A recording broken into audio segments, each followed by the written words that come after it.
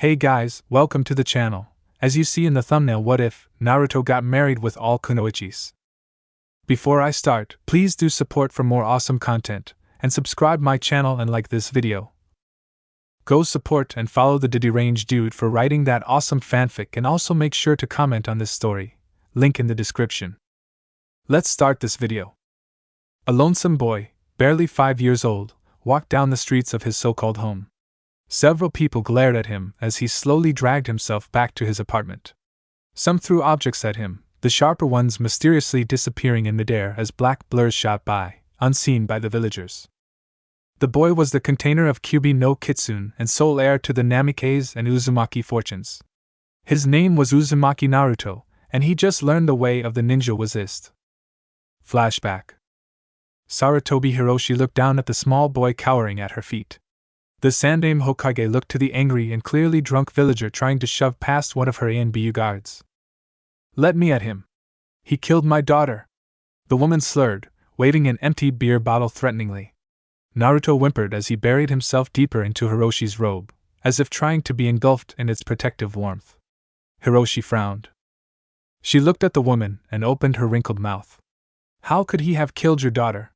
He is nothing but a small child, a boy nonetheless." "No, he's not Hokage-sama," she said, grinning. "He's the damned Kyubi taking on a human form. The clever fox has many of the Kunoichi fooled, including you. No offense, of course." Hiroshi sighed as she ran a hand through graying hair. The Hokage nodded to her ANBU. The masked Kunoichi brought a swift chop to the woman's neck, knocking her unconscious.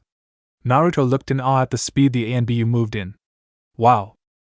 Hiroshi smiled at the young lad as he tried to crawl out of the white and red folds of her robes. The boy stood and walked up to the cloak-wearing Kunoichi, his eyes glistening. "Excuse me, Mask-san, but how did you do that?" he said, curiosity and fascination overwhelming his previous thoughts. The woman looked down at him with her dog mask. Her smooth silver hair swayed side to side as her head moved. "I merely knocked him out, Naruto-san. It is a common skill that all Kunoichi use against civilians." "Kunoichi?" he repeated. Naruto's nose scrunched up at an unfamiliar word. The blond boy turned to his grandmother figure. "Oh bacon, what's a Kunoichi?" The elderly lady crouched to Naruto's level. "A Kunoichi is a warrior of sorts, Naruto-kun. They live and train to protect the village and their loved ones. In a hidden village such as the one we live in, a Kunoichi would most likely be watching you at all times. It is their duty to do so. They use jutsu and the will of fire to keep bad people away." A look of understanding adorned the blonde's face. Then it was quickly replaced by one of determination. "Oh bacon! I've decided on what I want to be when I grow up." Hiroshi smiled lightly, already predicting what the boy wanted to say. "You can't be a Kunoichi, Naruto-kun." Why not?" Naruto exclaimed. "All Kunoichi are girls, Naruto-kun. And you are most definitely not a girl," Hiroshi answered with a giggle. "But why? Why do Kunoichi have to be girls?" the blonde asked, his eyes watering. "It's just the way it is, Naruto-kun. Kunoichi have been girls since the beginning of Nindo, the ninja arts," the Hokage replied. "What are ninja?" Naruto asked, curiosity once again overwhelming his previous thoughts. "It's just another word for Kunoichi, Naruto-kun. And no, you cannot become a Kunoichi, and that's final," Hiroshi said. The Hokage stood and walked back inside the Hokage tower. The ANBU guard with the silver hair and dog mask picked up the unconscious woman and disappeared in a swirl of leaves and smoke. Naruto pouted in a manner that would drive teenage girls mad as he trudged away from the large building, thinking about a way to become as awesome as Mask-san. Flashback end. Inspiration struck him like a lightning-covered hand to his chest. The boy decided he would look up a way to become a ninja. He would do anything, even if he had to disguise himself as a girl for the next few years, to be a Kunoichi. The ANBU agents guarding him grew quite frightened when the young boy they were supposed to be protecting inconspicuously had begun to chuckle in an evil manner. Kukukukukuku. Of course, the nearby villagers feared the Kyubi had finally escaped and begun to plot their doom, hence the malefic chuckle. Men screamed as they shoved their children into their homes while the women charged out with pitchforks and whatnot, shouting battle cries. The elite mask-wearing Kunoichi sighed as they went into action in order to pacify the panicking crowd. The next few weeks was spent in the library, where the librarian didn't seem to pay any attention to him. Then again, all she did was read a strange orange book called Yaoi Paradise while giggled perversely. Meh. The blonde boy researched diligently, reading books with his limited grammar knowledge to the best of his ability. Soon enough, he found a particularly big and dusty tome with the title, The Legend of Shinobi. Naruto opened the first page and let out a long drawled-out "Wha?" Reason? The book had pictures. The first image was that of a kunoichi, battle-clad and armed with kunai to the teeth. However, the immediate thing the boy noticed was the warrior depicted in the picture did not have mounds on its chest nor the round and pretty features of an average kunoichi. Instead, it had a brown stubble of hair on its chin, broad shoulders and a particularly thick pad of armor around the crotch. Yup, it was definitely a guy. Success! The blonde shouted in joy. He had just found evidence that male kunoichi did exist. Shh! The librarian hissed. I'm trying to read my book over here.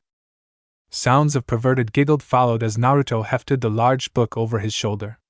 The blonde ran out of the library, eager to show his grandmother figure that he could become a kunoichi. Of course, he did not notice the library alarms going off and the closest person to the library doorway, a muscled woman in a green leotard, getting tackled by the security guards. Damn you, Kirishure! I just know this is related to you. The woman, Mato Chiku, screamed to the sky as the guards handcuffed her. Alright, miss. You just have to give back the book and you'll be free, the female guard told her. For all that is youthful, I didn't steal a book. Just cooperate, miss, and give it back. No. I did not steal it. She's going wild. Get me a taser. Wait. Wait. Yoch. Meanwhile, a silver-haired kunoichi with her face buried in Yaoi Paradise sneezed. I just got snot on the scene where Ryo and Kyo are having a threesome with Takashi. Oh bacon! Came a shout from outside the Hokage's office. The elderly lady looked up from her Yaoi Paradise paperwork. She recognized the voice immediately. A small blonde boy burst through the doorway, a large tome on his back and a couple ANBU guards tripping over their feet to catch up to him. Oh bacon! Oh bacon! I found it! Naruto cried as he ran around the long desk containing the Hokage's masses of paper. Found what exactly, Naruto-kun? Hiroshi asked with a kind smile. She nodded to the ANBU, telling them to leave. The two kunoichi who were flat on their faces at the door grumbled before walking back outside, closing the door behind them. I found proof, the boy responded as he slammed the big book on the table with surprising strength for a 5-year-old. It was on the page of the male ninja. There are boy kunoichi. Hiroshi sighed. She knew that this was going to happen. Naruto, male ninja are called shinobi as the title of the book says. And also as the book says, it's just a legend. The boy had a thoughtful look on his whiskered face. His eyes lit up. Then I'll just have to make that legend come true. Naruto-kun, it's not that simple. I don't care. I want to become a kunoichi. I want to be cool like Mask-san. He pouted, crossing his arms for the extra cuteness. Naruto-kun. No, I don't just want to be a kunoichi. I want to be a shinobi. And even better, I'll become the first male Hokage. Just you watch, oh bacon. When I'm older, you'll be handing me that awesome hat. Oh boy, Naruto was on a roll. When he got like this, anything could spout from his mouth. And with his OCD-like penchant for keeping promises, the elderly Hokage was sure the boy would go to great lengths to fulfill them. Who knows? He might just become the first shinobi since the first great ninja war. And with a shitload of luck, the boy might actually become the first male Kage. Nah, Hiroshi shook her head with a giggle. There's no way Naruto-kun could even become a ninja, let alone a Kage. I think my age is getting to me. I'm sure that if you would become a ninja, Naruto-kun, you might have a chance of becoming Hokage, but unfortunately. What?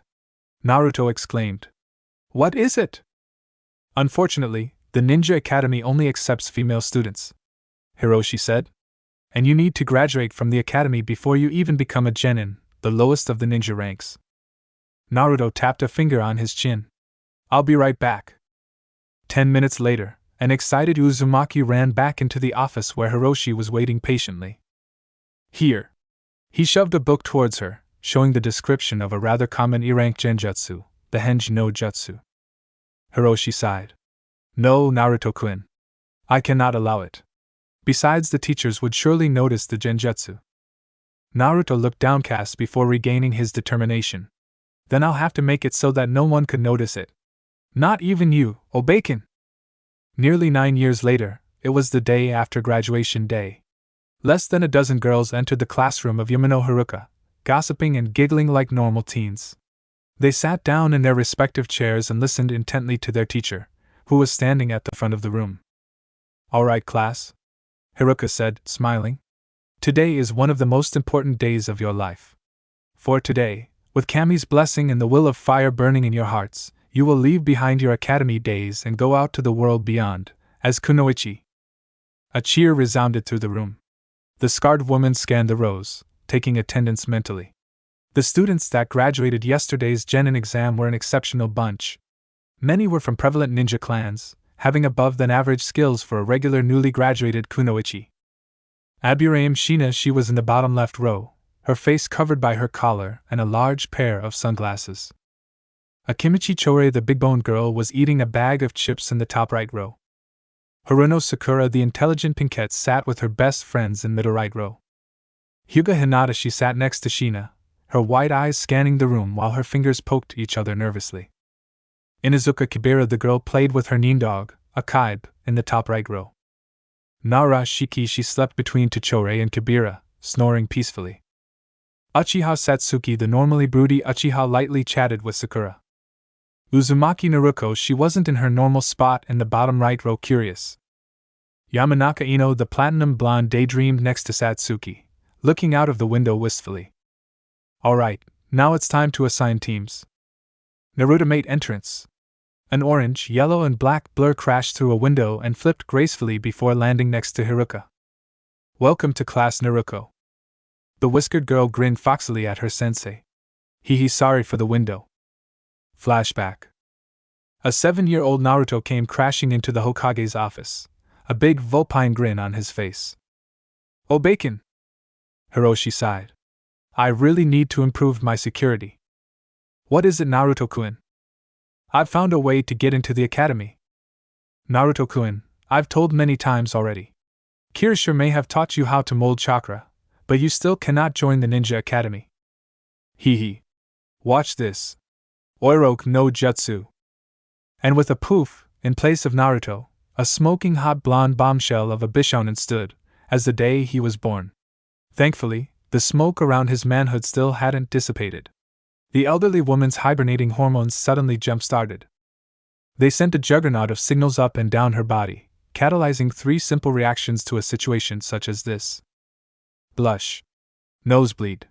Faint. Several minutes of scolding later, Hiroshi and Naruto, still in Bishonen form but having a towel around his waist, faced each other from across her desk. What was the point of this scandalous jutsu, Naruto-kun? The Hokage asked, her face still red.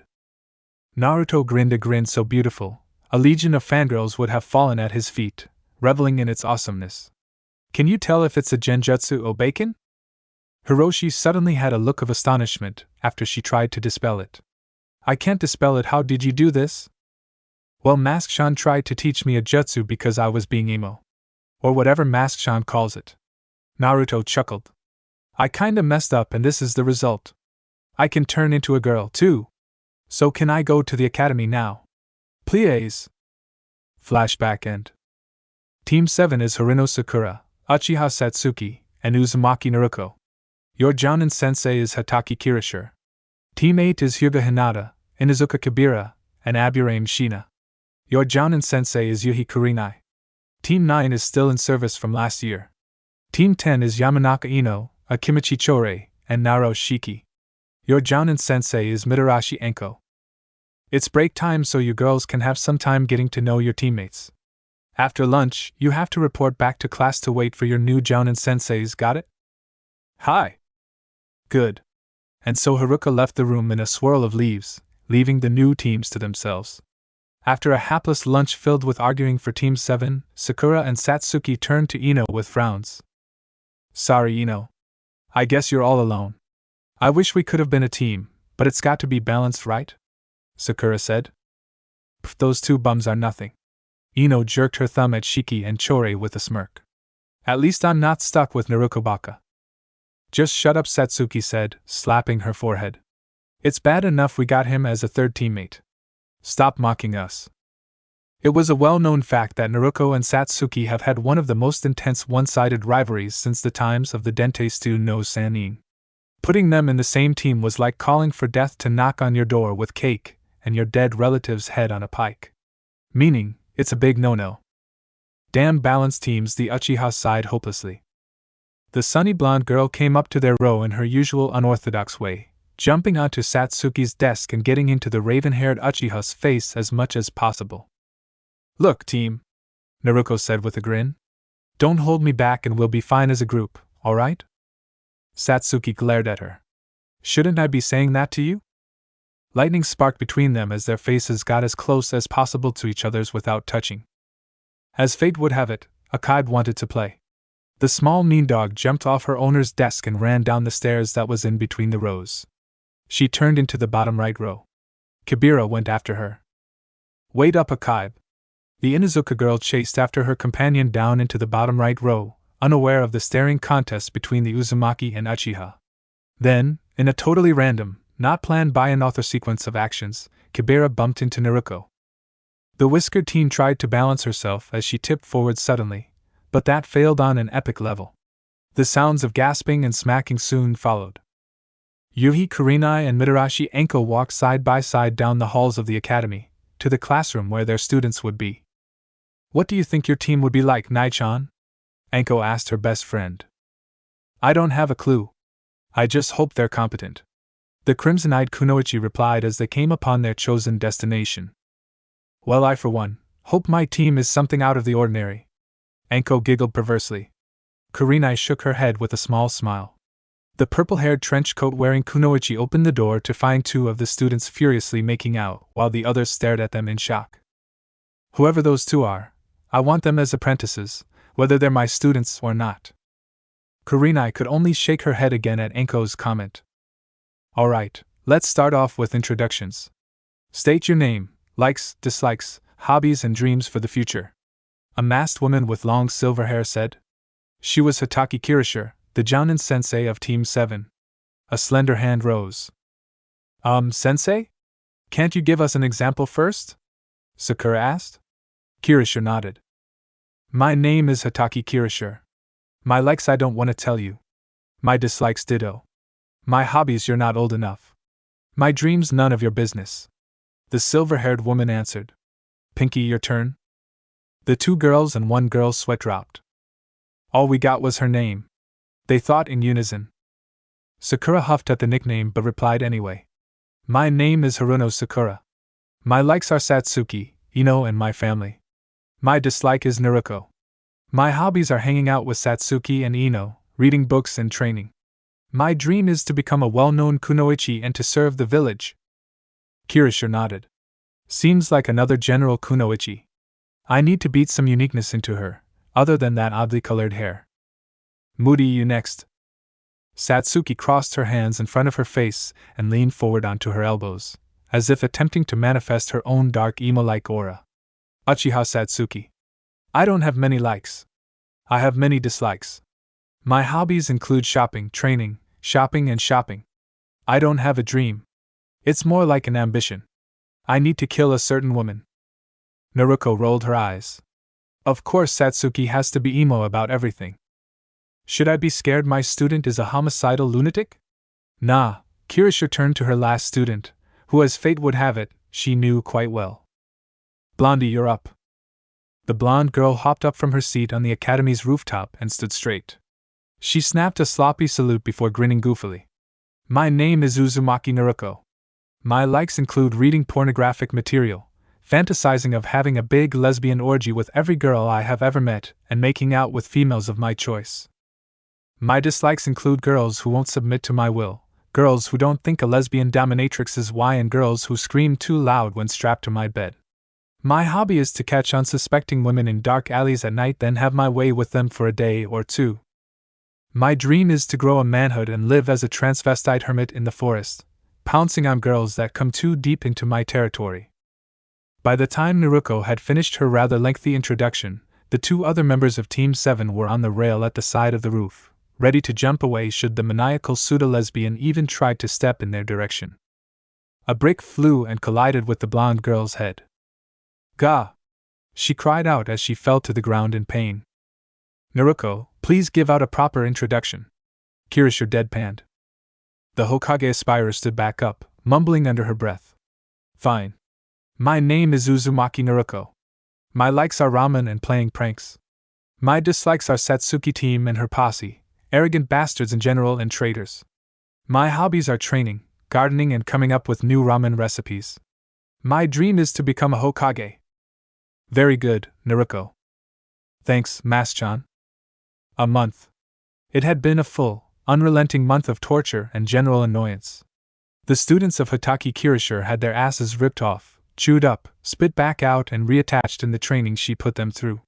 Even the mighty Uchiha Satsuki had to stop and take a long breather after an hour of training. But after the first month of gruesome training and D-rank missions, Team 7 had finally begun to act like a team. "Naruko!" Sakura shrieked as she knocked hard on her teammate's apartment door. "Get your late, oversleeping ass out bed so I can kick it. Then we need to head over to the Hokage Tower to get our next assignment." Satsuki stood next her friend, sighing lightly in exasperation. "Yup.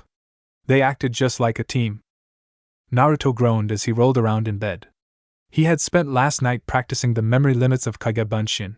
He each had 50 of them memorize a scroll, word by word. Then the blonde dispelled his clones, one by one. This resulted in his sudden unconsciousness and a headache that would rival Tsunade's on a long night of drinking and losing money, I mean gambling. "Naruko!" The blonde Jinchuriki groaned again. "Who the hell would want to bother me so early in the morning?"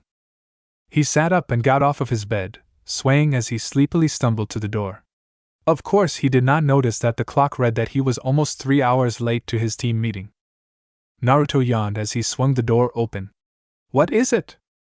Suddenly he felt something wet splash on his face. He took a hand and wiped it off. The blonde looked at the offending stain. His eyes widened slightly. It was blood. Sakura and Satsuki eyes twitched uncontrollably as there continued to be no answer from the room's interior. "That's it," Sakura sighed. She brought a fist up and soaked it with rage-empowered chakra. "I'm blowing this door down." As the pinkhead's enclosed hand neared the door, it opened. Her hand dropped in shock, as well as her and Satsuki's jaws. In front of the two Team 7 members, there stood an avatar of blonde beauty, clad in only orange boxers and a walrus nightcap. He had a perfectly shaped face, not too round but not having the chiseled features of a fully grown man either. His half-lidded cerulean eyes stared at them, filled with so much brightness and joy it nearly blinded them. His body was packed with muscles that could have rivaled any veteran samurai's. His spiky sun-colored hair waved slightly in the breeze. On his cheeks, there were 3 sets of symmetrical whisker-like marks, and his mouth was in a small pout, creating the cutest possible expression that an adolescent male could ever achieve. Sakura's head snapped backwards as blood gushed from her nose. The pinkette fainted on the spot with a satisfied smile on her face. Satsuki just stood with a blush that rivaled a certain Hyuga's. Then the godlike man before her subtly wiped her teammate's blood off of his face before abruptly slamming the door shut. Satsuki felt herself burn in a way she had never experienced before. It was a pleasant burn, one that was filled with anticipation, excitement. She knew then that the source of this burn was the Adonis that was in her presence only a mere second before. Satsuki decided that she wanted more of the feeling. The raven-haired beauty quickly stepped over her unconscious teammate and grasped the doorknob. She shoved it open, her eyes scanning the room for the blonde male. Unfortunately, all she found was a grinning Naruko in her pajamas. "Geez, team. Did you really have to barge into my room like that? You could have knocked." She giggled. Kirishima stood with her team in Hiroshi's office awaiting their next mission. "Kirishima, please don't let your students take after your late habits," Hiroka said with a scowl. "Punctuality is important for a growing Kunoichi."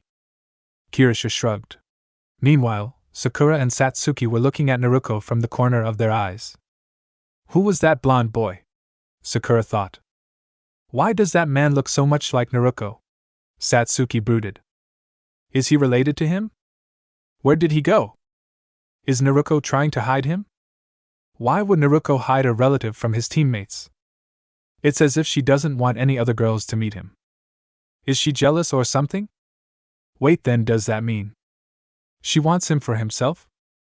Incest is wrong. But why do I feel so appealed by the thought? What the hell is wrong with me? Kirishima, Haruka and Hiroshi stared blankly at Team 7 as Sakura and Satsuki blushed like crazy while mumbling about incest and stupid blondes. Naruto looked like she either didn't notice or didn't care. Her rapt attention to a fly buzzing around her nose confirmed it was most likely the former. Neither of the three was paying the slightest bit of attention to the lengthy conversation that just took place. Tazuna stood with his sake bottle at the doorway, watching his so-called bodyguards continue to ignore everything else in existence. Someone please kill me now, the bridge builder uttered to the sky before taking a long swig from his bottle. A/N, fast forwarding is fun. The C-rank mission to Wave Country turned out to be a big conglomerate of misfortunes and fates bitching. Team 7 had survived an attack from two chunin-level Kunoichi, the Demon Sisters, a jounin-level Kunoichi, Momochi Zaikaza, and was now waiting for said jounin to recover and attack them again.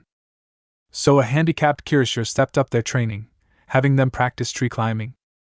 The three ninja trained harder than they ever had in their whole life, Satsuki and Sakura both exhausting their chakra reserves by the end of the day. The two stared incredulously at their third teammate, who was still going at it. Naruto continued to run up the tree, but her progress was not even close to her teammates. Both the pinkette and raven-haired girl had reached the top of their respective trees already. Naruto, stop it already! Sakura panted. You'll kill yourself from chakra exhaustion.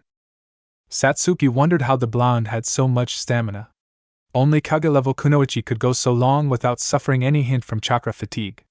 This brought a pang of jealousy up her spine, but it was quelled by her curiosity and her own tiredness. I'll be fine, Naruto shouted back as she was once again repelled from the tree's bark. The blonde quickly marked her point of progress before falling back to the ground with a backflip. You guys go back, I could go on for the rest of the day if I have to. The two Kunoichi reluctantly agreed and were soon walking back to Tazuna's house, using each other as support. Satsuki? Sakura suddenly said as they limped. HN? The Uchiha grunted in reply. Kunoichi normally increase their chakra reserves, not refine their chakra control, right? Sakura asked. Yes. Where are you going with this? Satsuki replied.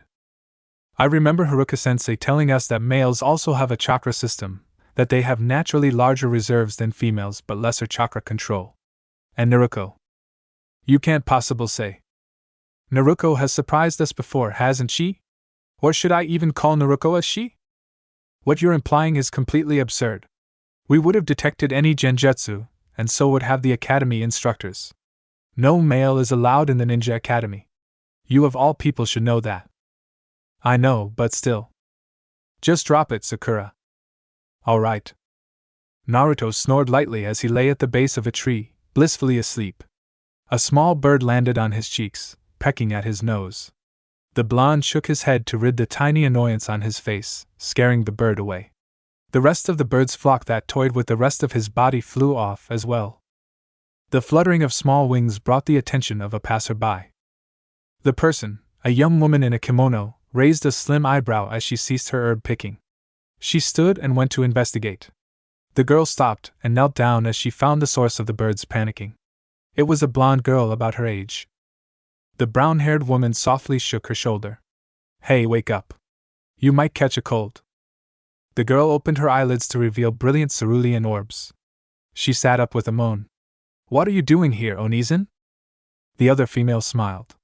Just picking some herbs to make medicine. Naruto smiled back. Mind if I help? Not at all. The two spent the next hour or so picking herbs and lightly chatting. Then the brown-haired of the duo noticed Naruto's headband wrapped around her arm. So you're a Kunoichi? Yup. Naruto grinned. I'm gonna become one of the strongest, the Hokage. Why do you want to become Hokage? the brown-haired girl asked as she plucked an herb from the ground. Naruko thought for a minute before answering. I want to become Hokage to protect everyone precious to me. Then you will truly become strong. The girl stood up suddenly and began to walk away. I need to go now, Naruko-san. Wait! Naruko called out. I never got your name. The woman stopped and looked over her shoulder. She smiled. Haku. Hope I see you later, Haku-san. The blonde girl waved. Haku continued walking, and just before she was out of earshot, she turned around. Oh, and by the way, I'm a boy. Her usual shocking ploy didn't seem to work. The common gasp or choking sound did not reach her ears. Instead, she heard a male's voice in place of Naruko's. You can't fool someone who's been at the same game for years and never got caught, Haku-chan. A handsome blonde male shouted back, a defiant smirk on his face. Haku's eyes widened as he jumped off in the opposite direction, laughing all the way. Sabaku no Naigara stood atop the Kazekage dome, her red hair blowing slightly in the breeze. She stared over the village that despised her, feared her. But that fact didn't bother her in the least. For all she cared, anyone who would try and get in her way was stupid and deserved to die a slow death by her obedient sand. Naigara's soul sister, Temari, watched her from the overside of the dome's flattened top. The blonde teen adjusted her quadruplet ponytails in boredom. Baiki, their Jounin sensei, appeared in between them in a swirl of sand. It is decided. Kazekage-sama and Orochimaru Dano have approved of our team. We are to travel to Konoha for the chunin exams. Naigara-san, you will have the opportunity to slaughter many people when the invasion begins. Temari-san, you will have the chance to prove yourself a capable kunoichi in the name of Sunagakure no Sato. Be ready to leave by dawn. The veiled woman informed them before disappearing in a manner similar to her entrance. A sadistic grin spread on Naigara's face. Mother, you will feast on much blood soon. Oh, make. Sakura and Satsuki quietly sneaked up to Naruko's window using their new wall-climbing skills. They just had to have a glimpse of Naruko's brother again. As they neared the glass pane, they heard someone talking from inside. It was Naruko. The two girls pressed their ears to the unfortunately closed window and listened intently. Wow, it's so thick! It tastes so good too, a bit salty, but really sweet. Sakura and Satsuki blushed brightly at what their teammate said. Ah! It's squirting all over! Why won't this stop shooting, damn it? Naruko said with a playful tone. She giggled. The pinkette's eyes twitched involuntarily. Look at that! It's filled up all of the holes already. The raven-haired Kunoichi gulped as she felt that strange burning sensation again. I think I should share this with my teammates sometime. Hell yeah! Sakura and Satsuki shouted in unison. They smashed through the glass window, both blushing crimson and grinning in anticipation. Then they face-faulted at the scene in front of them. So you guys want some waffles too? Naruko asked them with a foxy grin, holding a bottle of syrup in her hand. She sat at a table, a plate of said pastries completely covered in syrup in front of her. Later that day, Naruko could be seen with a black eye and 2 teeth missing. Naruko set an unnecessarily huge scroll down on the ground with a grunt. The blonde girl smiled. She had done it, just like Mizushi-sensei had told her to. She had successfully stolen the forbidden scroll from under the Hokage's nose. Now all that was left to graduate and become a genin was to learn a jutsu from said scroll. Alright, Naruko said as she dispelled her Oiroku no jutsu, transforming back into her male form. He grinned as he unrolled the scroll. Let's see what I've got to learn. Kage Bunshin no Jutsu, great. Naruto's eyebrow twitched. It was common knowledge that the Bunshin was his worst enemy, aside from Satsuki team, of course. Oh well, I should at least try. 30 minutes later, the Jinchuriki laid on his back, panting. He had successfully learned his first A-rank jutsu, other than his Oiroku of course, which was labeled as top secret and highly dangerous by Hiroshi, under the fact that it could reduce entire armies into groveling idiots with bloody noses. Naruko! Haruka exclaimed as she landed in the clearing her student was in. So this is where you've been? Naruto, with years of practice, near subconsciously activated the Oiroku, reverting to his female counterpart. Naruko grinned sheepishly at her sensei. Hey Haruka-sensei. I guess I've passed the test now, huh? Test? Haruka narrowed her eyes in confusion. What test? The test that Mizushi-sensei told me about. The secret one that involves me stealing the forbidden scroll and learning something from it. Naruko said as she stood up, leaning on the scroll that was 2/3 her size. And guess what? That's exactly what I did. Now you'll promote me to genin now, right? Naruko, Mizushi lied to you. There's no secret. Haruka was interrupted by a sudden barrage of kunai and shuriken.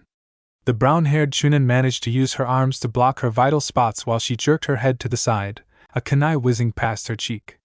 Who the hell threw that? A familiar giggle resounded through the clearing. A figure with gray hair dropped down from a nearby tree.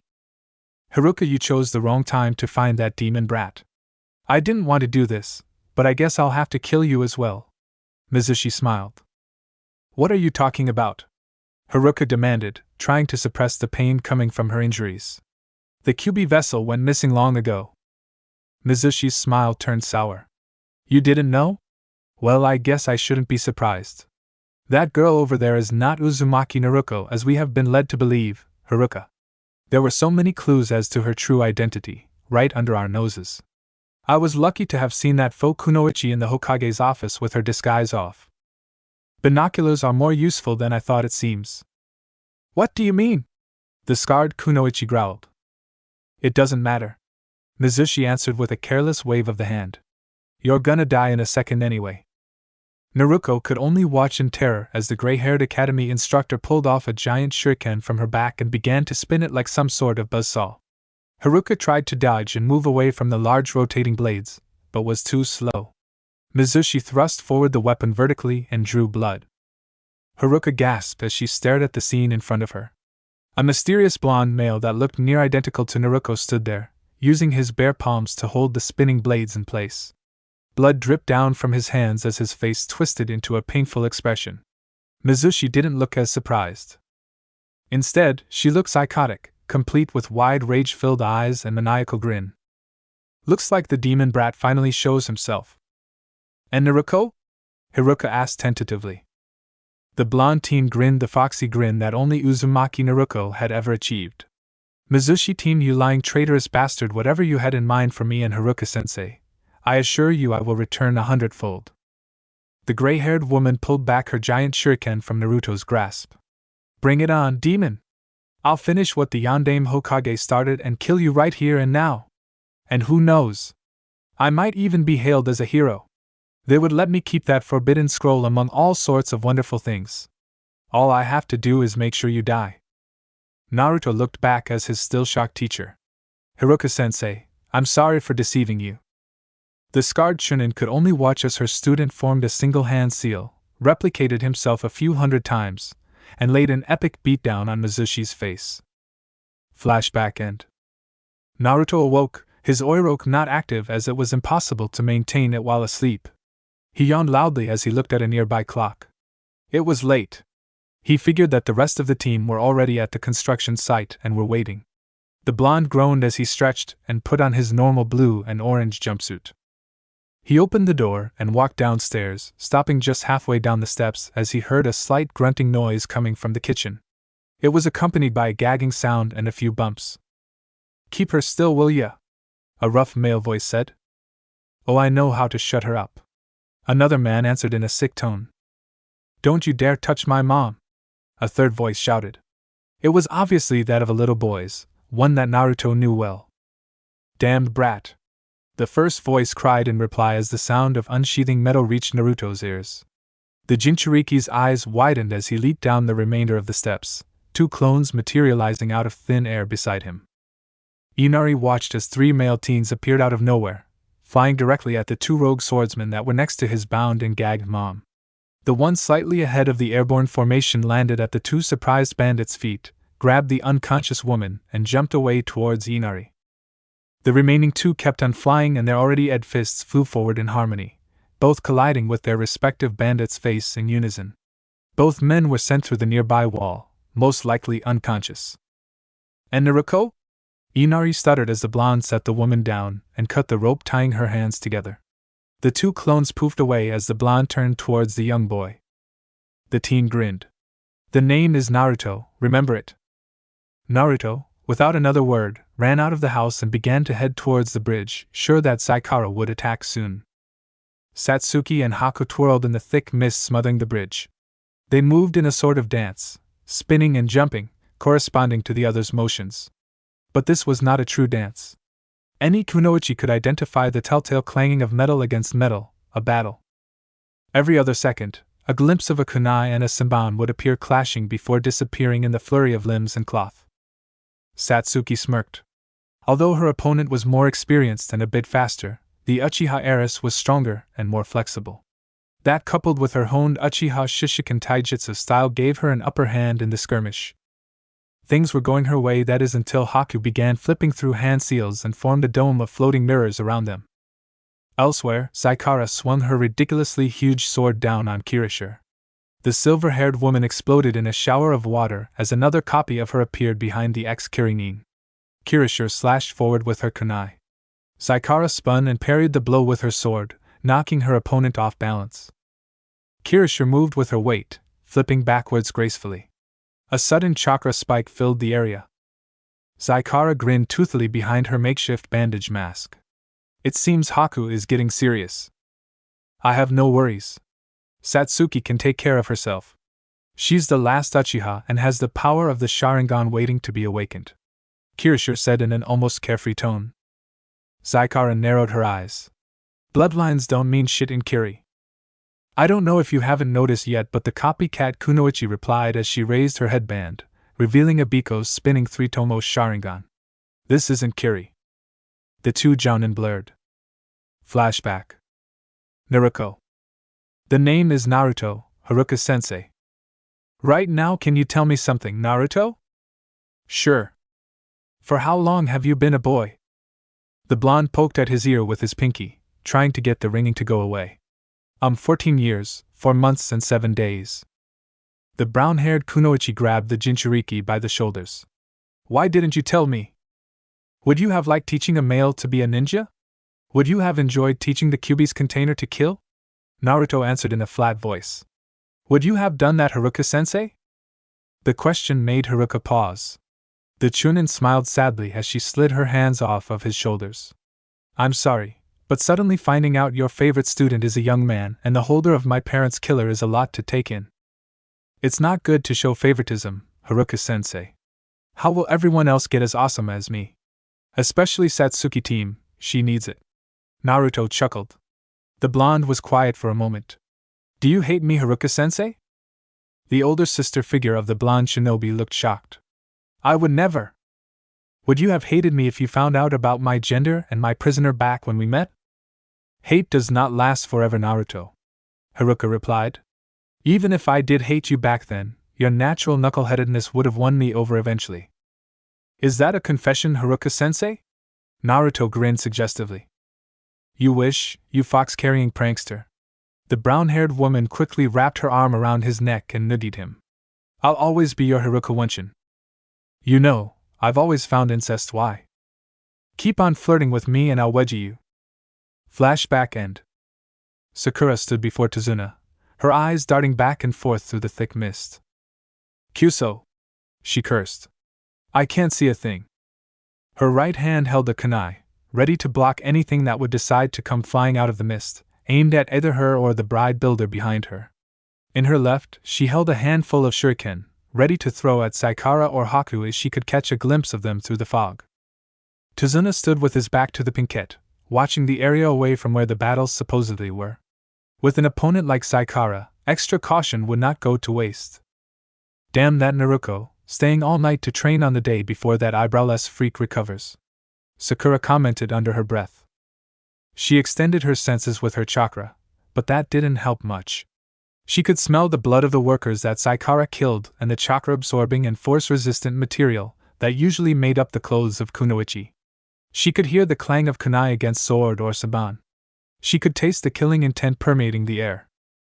She could feel the tension and fear between herself and Tazuna. She could see mist. A crapload of mist. With human beings relying mostly on sight to detect and analyze their surroundings, the pink-haired genin didn't have a lot to work with. She cursed again under her breath. Suddenly she sensed an incoming chakra source from behind her. She wasn't startled nor threatened in the slightest bit. A blonde figure leapt from the fog, landed next to her and a definitely scared Tazuna, and jumped off towards where the pinkette-figured Satsuki and Haku were battling. Untimely arrival, Baka. Sakura chuckled in slight relief. Kirashi-sensei had ordered her to stay and guard the bridge builder, not allowing her to help her best friend. However, Naruto was not told to do anything and therefore was free to aid in kicking ass. But something about said blonde was bothering her. What happened to her hair? And her chest? Meanwhile, Haruka sat at her desk, looking at the newest generation of Konoha Kunoichi. This class was interesting to say the least. Among the various civilian-born children were a few select girls from the more prominent clans in the village. The first was Hyuga Hanabi, Hyuga Hinata's younger sister. The white-eyed girl sat near window, glaring at nothing through the framed glass. The second was Sarutobi Konohamaira, the youngest of the ancient monkey-summoning clan, of whom one of its members is the current Hokage. She played with a pair of goggles that were eerily similar to that of a certain blonde's. The third and last was Akimichi Moegi, cousin of Akimichi Chore. She nibbled on a lollipop while talking animatedly to Konohamaira. Actually, most of the class was talking quite loudly, discussing about playing dollhouse and going to the playground. Haruka smirked slightly. These children were going to be in a world of hurt in the next few years. She activated her feared Kyohitsu no Jutsu. Shut the up! The young girls were silenced by the volume of her voice and the foul language. Konohamaira wrinkled her nose. Haruka-san, you're not supposed to drop the F-bomb. It's not ladylike. Ladylike? Haruka giggled. Well, girls, you might as well throw your girl parts out the window because you won't need them much. Actually, scratch that. You'll need them when you're much older and need to go on espionage missions. The girls all exchanged a look of confusion. Anyways, the chunin coughed. I will be your academy instructor for the next 3 years. Under my tutelage, you will learn how to be a kunoichi, how kunoichi came to be, and how a kunoichi will serve her village. Understood? Yes, ma'am. The class said in unison. Good, now let's all go outside for a few mile-long laps. Oh, make. A spotlight illuminated a small circle of a stage.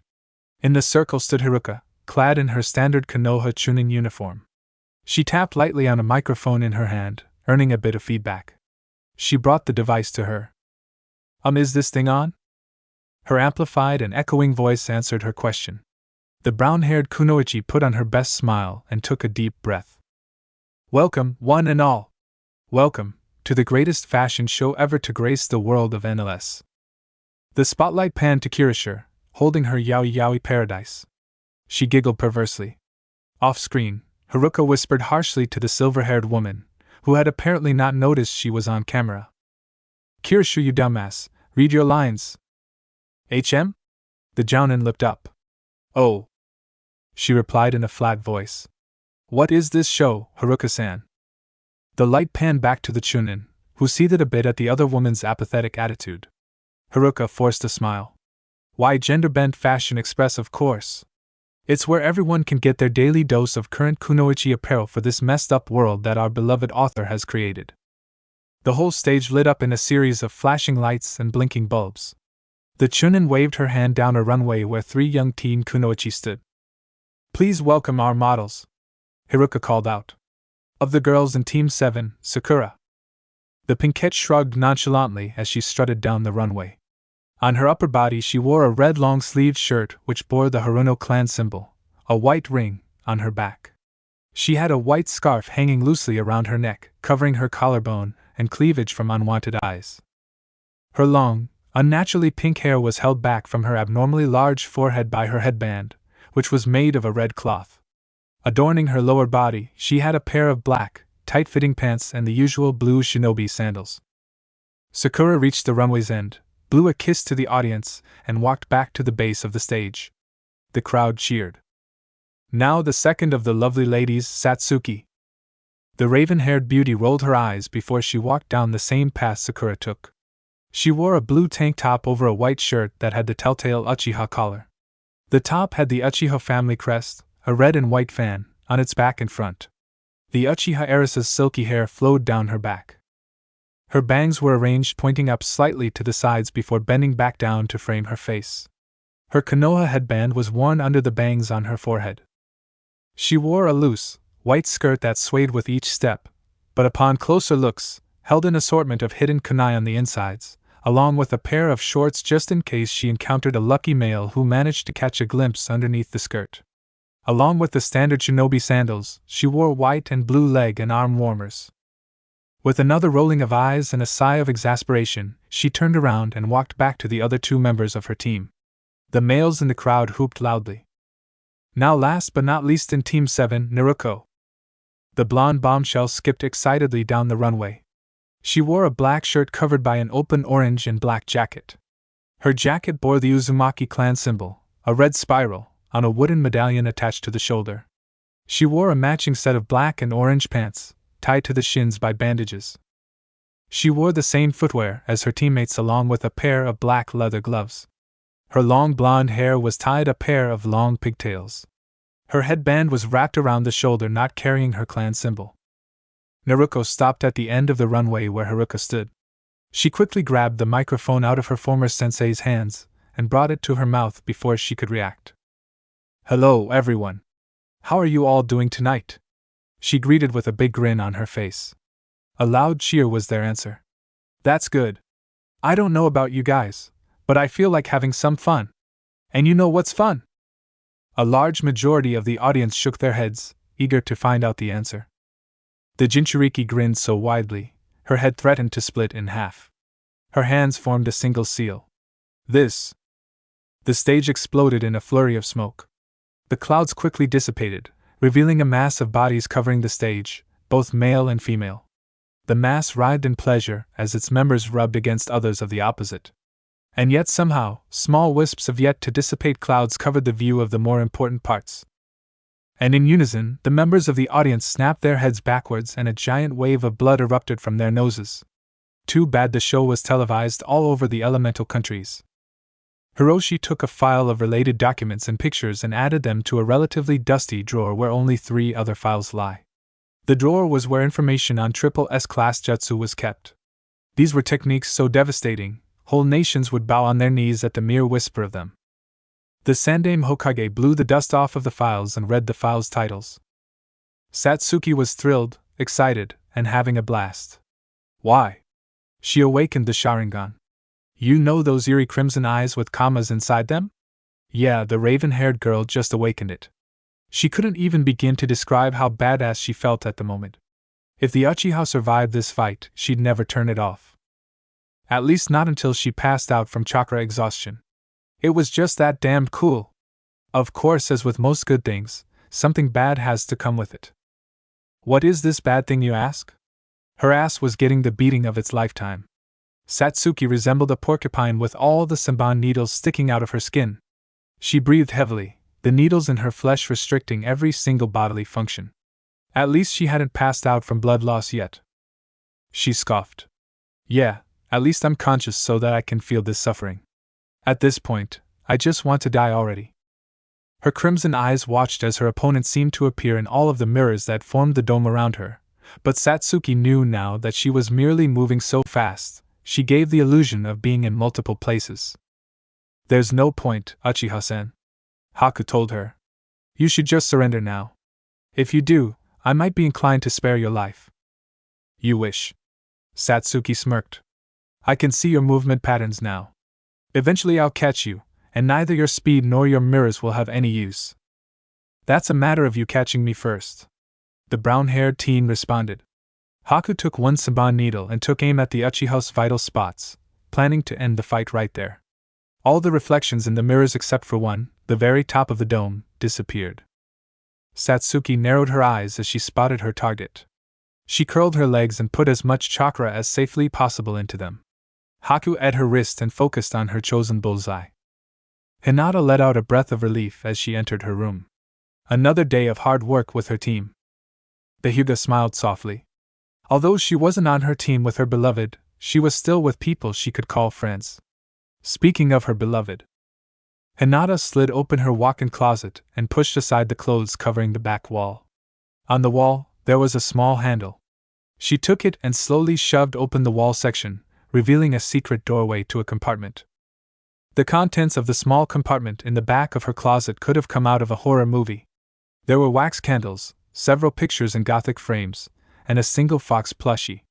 The lit candles illuminated the compartment, giving a creepy glow as the pictures became visible.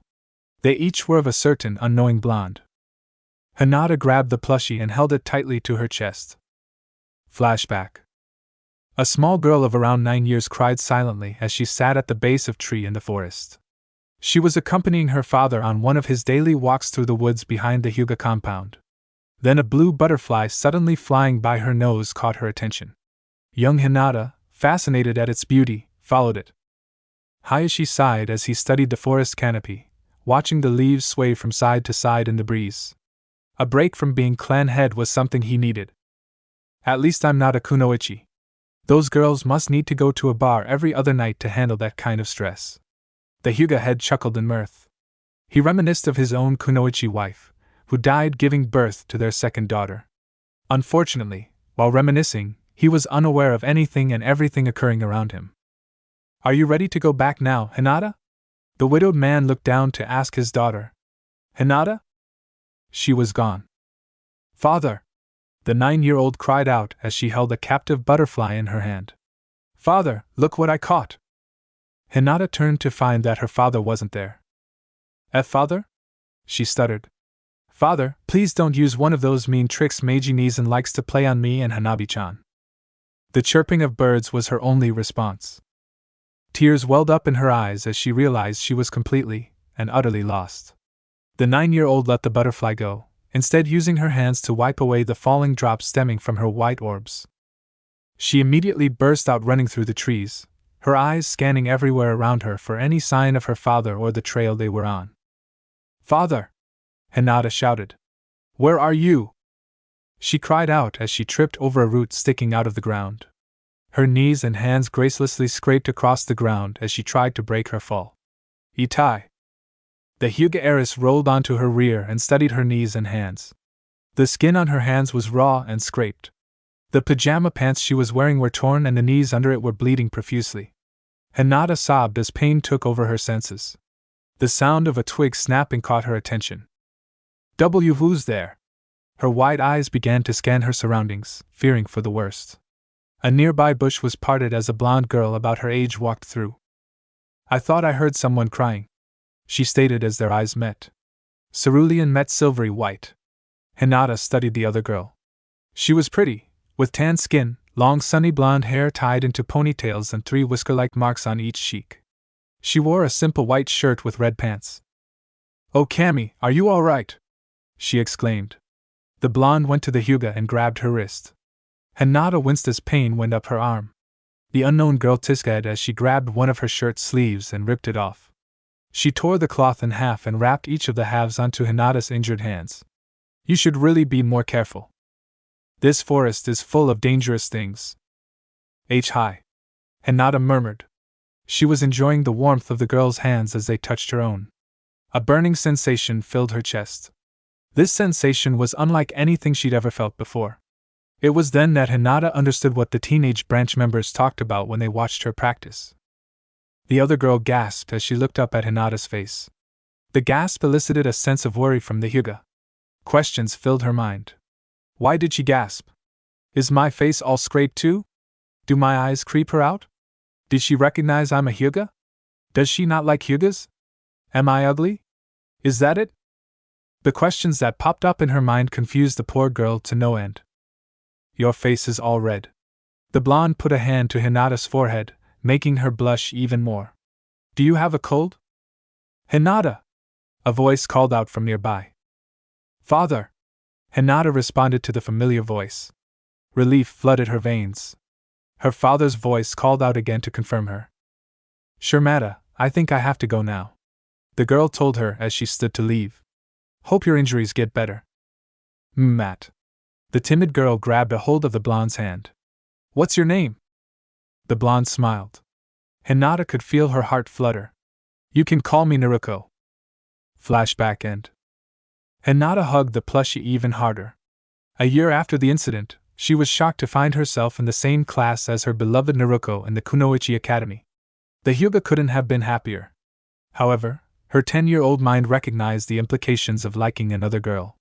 It was wrong, unhealthy to society. So she kept it a secret, not openly displaying her feelings to anyone. She remembered then why she owned the plushie. It was supposed to be a gift for Naruto for her 11th birthday, which, Hinata had found out, was the same day as the Kyuubi festival. Unfortunately, clan matters intervened and the poor girl was unable to give her beloved the present. She sighed. If only Naruto-chan was a boy. Then I'd be able to love her openly and without consequence. If only, she muttered. Satsuki lay still on the cold cement of the bridge. She gasped for breath as the senbon in her throat restricted her breathing. The Uchiha knew the blow wasn't fatal, seeing as she did not bleed from the wound. The needle was meant to incapacitate her, not to kill her. I am sorry, Haku told her. But I cannot let you get in the way of my master's dream. I am only doing what a tool must. Just shut the up, Satsuki mentally ranted. She glared at the other teen hatefully as her vision started to wave and fade to black. Haku sighed in relief. For a second she thought she had lost when the two had started the taijutsu fight. The brunette had gotten a lucky stunning kick to the sternum that gave her enough time to perform her signature jutsu. If it had lasted any longer, the Uchiha's superior taijutsu style would have resulted in her being dead. And being dead means being useless. And being useless to her Zikara-sama was something inconceivably sinful in her eyes. She watched as the Uchiha slowly wafted into unconsciousness. Haku slowly slid out of her mirror and dropped to the raven-haired girl. She maintained the jutsu should her opponent's pink-haired teammate decide to come to the rescue. Haku slowly began taking needles out of Satsuki's flesh, trying not to damage any vital parts. Satsuki! A male voice called out. Haku narrowed her eyes as she immediately stood, getting into a basic defensive stance. A blonde burst through the mist and slid to a stop a few feet in front of the Hayaton user. His eyes widened as he saw his teammate still on the ground, needles still sticking out of various parts of her body. Satsuki? Naruto gasped. He brought his hand over his mouth and nose. The stench of Satsuki's blood permeated the area. Her blood flowed over the cement floor. Haku hovered above her body, like a vulture about to eat a carcass. What did you do to her? Haku smiled sadly behind her ceramic mask. Is this the first time you've lost a precious person? Naruto staggered as his eyes began to water. How could you? She was an enemy. I had to dispatch her in order to protect my own precious people, Naruto-san, Haku said.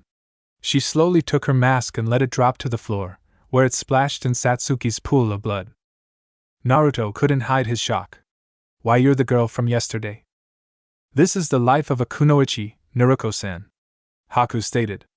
Her were thin and straight, showing no emotion. Her eyes were empty and heartless, as cold as the ice she manipulated.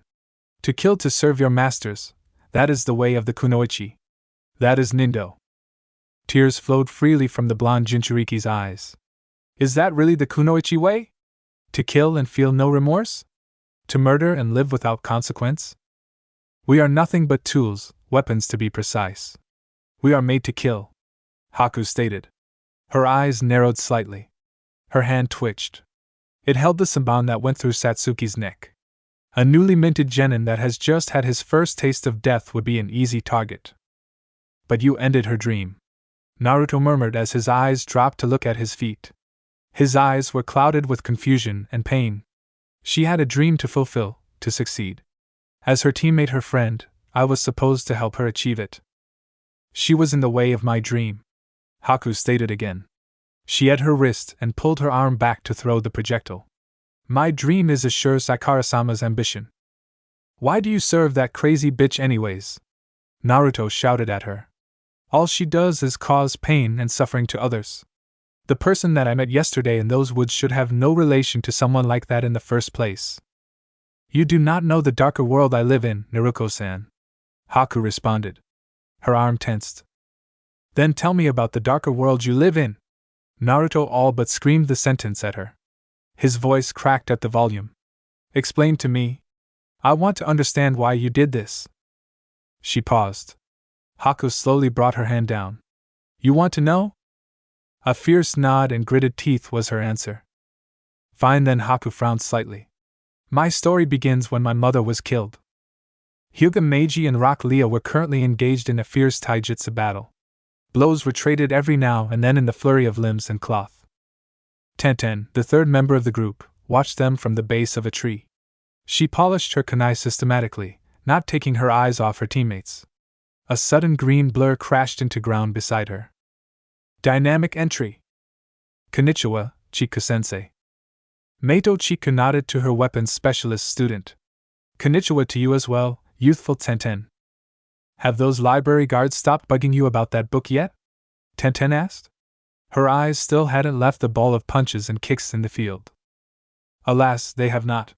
The green leotard-clad woman frowned.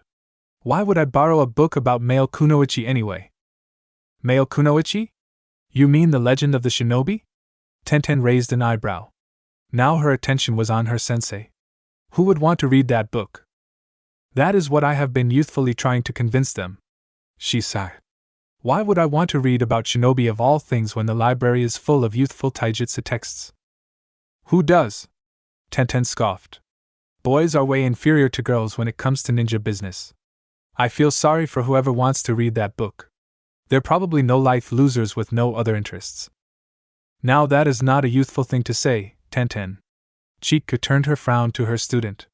The other gender has many of their own youthful qualities as well that would be useful in kunoichi situations. Sure, boys have larger chakra reserves and are stronger, but those could be easily increased with minimal effort. Tenten responded. Increasing the chakra control and grace that girls naturally possess takes concentration and time. I mean, take for example Tsunade of the Densetsu no Sannin. She's quite possibly the strongest person in the world, much stronger than any male samurai. Also add in the fact that most men are hormonal pigs. This was proven in the first Great Ninja War. The Sandaime Hokage says so herself? Chiku sighed in exasperation. The only way to convince Tenten that she was wrong was to find a prime example, but where could she get one of those? Like the book that she was accused of stealing said, Shinobi were a myth, weren't they? Zaikara-sama was the only one who gave me purpose in life. Haku spat at the blonde. As her tale went on, she had become increasingly frustrated at Naruto. By the time she was finished, the brunette was seething. Why is this? Naruto held a blank look on his face since Haku had described how she killed her own father after he murdered her mother. No sense of empathy or pity showed in his cerulean orbs. An awkward silence followed Haku's story. She growled.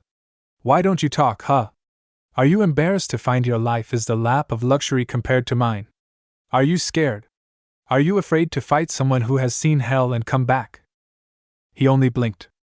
Why you? Haku brought her hand with the saban back up. How could you stay silent after I just spilled out my whole life onto your ears? Naruto's face did not change. He didn't move a single muscle. Haku's own face was twisted in anger. It was a horrible contrast to her usual pretty visage. She flicked out her hand, sending the saban straight at Naruto's throat. It was straight and true, but unlike her fight with Satsuki, Haku wasn't aiming to just knock him unconscious. The needle struck him and blood spurted out as his jugular vein was pierced. Soon, however, the airborne blood began to blend with the mist and turned into smoke. Naruto promptly burst into a cloud. The feeling of cold steel touched Haku's neck and back. The points of two kunai held by the real Naruto were held directly at two of her vitals, the throat and the heart. Don't get into the habit of starting monologues against an able opponent, Haku-chan. Naruto smirked. Your defenses are lowered temporarily when you ramble on and on. I have experience with that. How did you dash? Kagabunshin. They're quite useful. Naruto interrupted. Look, Haku-chan, I'm sorry for doing this. Deception is a kunoichi's greatest tool. How could I forget? Haku mumbled. You are the better tool, Naruto-san. Naruto scoffed. He withdrew his kunai and grabbed the girl by her shoulders before spinning her to face him. 1. My name is Naruto. 2. We are not tools to anyone, we are people. Did you not hear me earlier? Haku said quietly. Her eyes gave off a defeated look. Kunoichi are only tools to their masters. Who told me that one will only become strong through protecting their precious people, huh? Naruto responded. If kunoichi are only emotionless tools, how would they ever get strong? A master should be one of the most precious, if not the most. That doesn't make sense. A precious person is someone who is precious to you and thinks of you as precious, hence precious people. Naruto's hold on her shoulders tightened, making her wince in pain. To me, precious people are the ones who acknowledge my existence. Someone who gives me purpose deserves the title. Haku glared at the blonde with intensity. A sheltered child like you doesn't know the meaning of loneliness. With your life of luxury in the strongest of the hidden villages, you probably can't even begin to describe what it feels like to finally have purpose in life, even if it is morally wrong. Kirishure sighed in relief. Her jutsu was a success. Her nin dogs were able to finally catch that damned Kiri Nuke nin. Sakura grunted as she struggled against the impossibly large dogs latched onto her like she was a piece of meat. Kirishure began to form hand seals for one of her two signature jutsu. Raikiri. What is that jutsu? Sakura gasped behind her bandages. The chakra coming from it is visible. It's time for you to die, Momochi Sakura. The silver-haired jounin told her. The Sharingan in her left eye spun madly. Karashi's killing intent radiated the area as she pumped even more chakra into her lightning-covered hand. Luxury Naruto mumbled. He mouthed the word, toying with it like it was something new to his vocabulary. He chuckled and closed his eyes. Luxury is not fit for a demon. Demon? Haku asked. She gasped as the blonde opened his eyes. They were the very color of blood, a deep crimson that made her skin crawl. The pupils were slit, like that of a beast's. Since I was born, Haku-chan, I have been put down, beaten, maimed, and mutilated from people who inhabit the very streets I live in. However, I found people who I could call precious, people who cared not for what I was but cared for who I was. He said. His voice had a sudden guttural sound to it.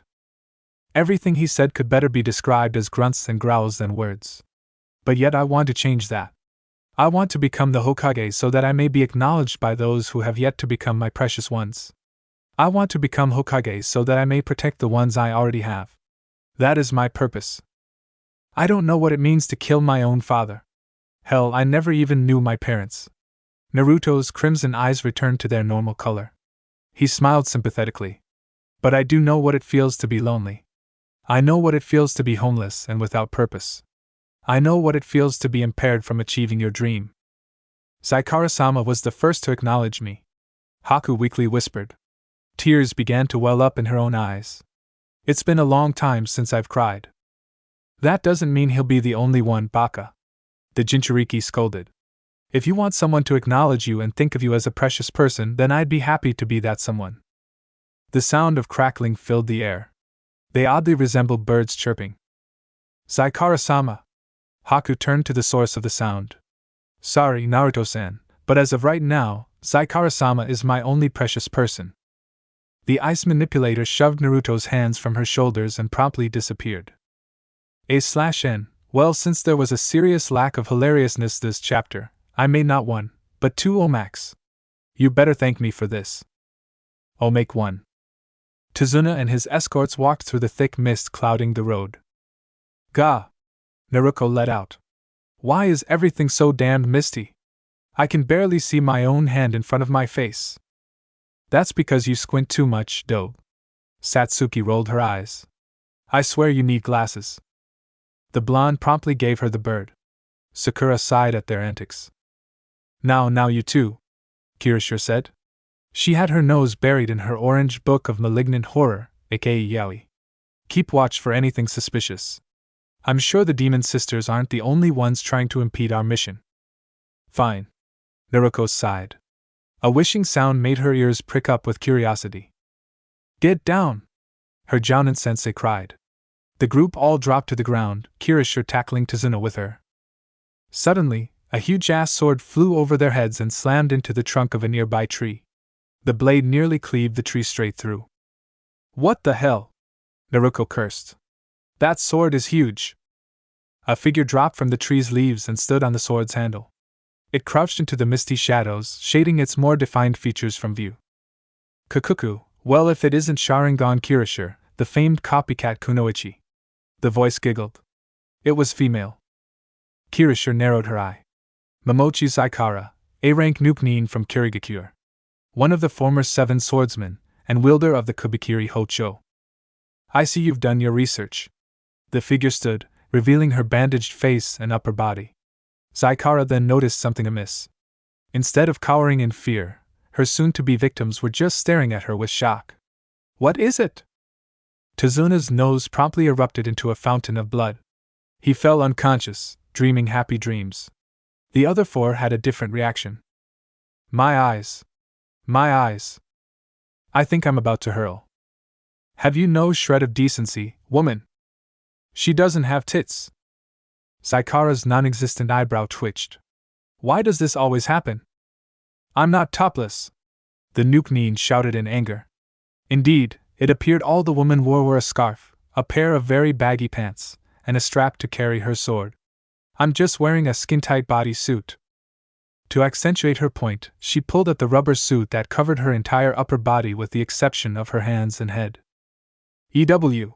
She's all saga too. Naruto screamed in horror. The pseudo-girl began to cry incessantly. Satsuki actually threw up in a nearby bush. Sakura was in a fetal position, her eyes shut tightly to avoid any other graphic images. Kirishi's sweat dropped. Don't you think getting a bodysuit the same color as your skin would give off unnecessary ideas? Meanwhile, in a nearby tree, Haku was laughing her ass off. Oh, make two. Naruto sighed as he plopped onto his bed. Today's workout had been especially tiring. A good night's rest would do him good. Karashi-sensei was harsh. Ah well. At least training brings me closer to the goal of becoming Hokage, Databeo. The blonde cheered. Then he reached under his mattress in order to pull out an orange book. Time to see what everyone sees in this book. The blonde had bought the book from a store. He wondered why every other female he knew, including the Hokage, Karashi-sensei and Haruka-sensei, read it and really wanted to see what the big deal was. He turned to the first page. Heyamaha! Possibly the loudest girly man scream ever to be heard in the elemental countries echoed throughout Konoha. That sounded like Naruto. Hiroshi gasped. She immediately called 3 battalions of Umbu. They traveled to Naruto's apartment, fearing for the worst. I sent a messenger hawk to Jaira just in case Naruto's tenant has something to do with this. One Umbu blew the door down with a futon jutsu, and the elite Kunoichi flooded the apartment. They searched every room, confiscated all potentially dangerous items, and sealed every doorway and window with anti-demon seals. After they had secured the area, Hiroshi ran in to find Naruto in his female form on the bed, looking quite confused. What happened, Naruto? The Sandaime Hokage demanded more than asked. Nothing, Bachan. Naruto explained. I was just reading a book when all these girls suddenly barged into my apartment and began to put everything in a plastic bag. Hiroshi's sweat dropped as she spotted a couple of Umbu trying to stuff a sofa into a seal-reinforced bag. Then her sweat drop grew when she saw one of the battalion's captains put a familiar orange book into another, much smaller bag. So that's why Jaira put all those anti-male warnings all over her book covers. Naruto. Hi, Bachan. Are your eyes bleeding? I don't know what you're talking about, Databeo. Thanks for watching this video. If you really enjoy this video, like, subscribe, and comment down below, and turn on that bell notification. Don't forget to support and follow the Da-Deranged-Dude for writing that awesome fanfic, and also make sure to comment on this story link in the description. See you in the next video. Goodbye.